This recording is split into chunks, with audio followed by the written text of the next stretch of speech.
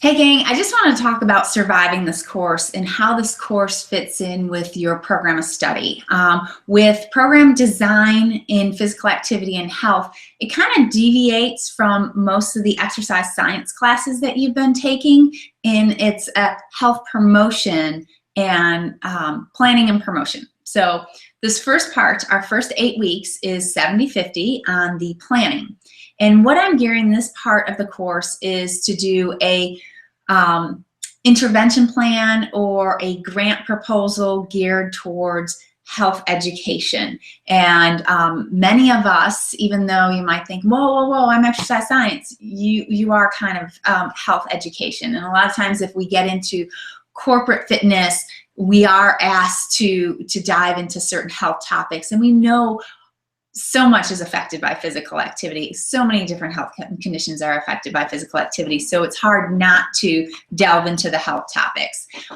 This is more in line with public health. It gives you a taste and feel for it. Some of you are going to do interventions for your thesis, so this is great practice.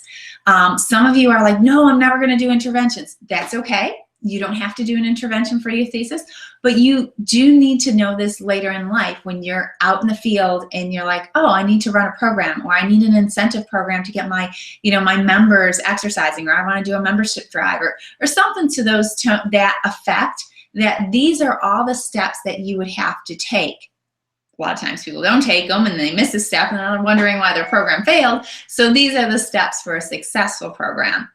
So don't freak out and think, oh, this is not what I'm doing for my dissertation. I do mention it because some of you might use this as a platform to investigate. Some of you might think, well, I'm going to do something very biomechanical, but still maybe this can be the education side of it. It doesn't mean you have to do it for your dissertation at all, but it could just kind of support and let you know, oh, what else is out there. So many folks don't understand how this fits in. It kind of broadens because we are, human performance and health is kind of our area, and this gives you the flavor and the feel for, how we fit in and keeping it in more of a public health perspective.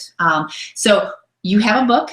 I would highly encourage you to use that book and read it because, again, this steps outside the direct kinesiology or exercise science area and goes more public health. So some of these models and theories, and you might have heard of one or two, but you might not have heard them all. So that's where we're going to help each other, and that's the other tidbit of tips to be successful.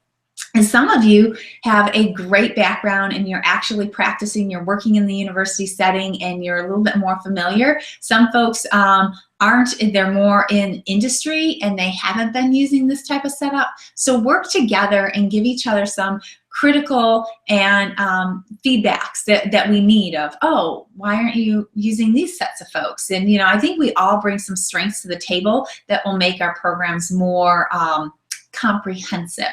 So trying to set the tone for you so you understand. And the other tip I would say, don't hesitate to reach out. I typically talk to my doc students at least once, 3 times, some people a lot more because they're unsure, and the easiest way to do it is phone.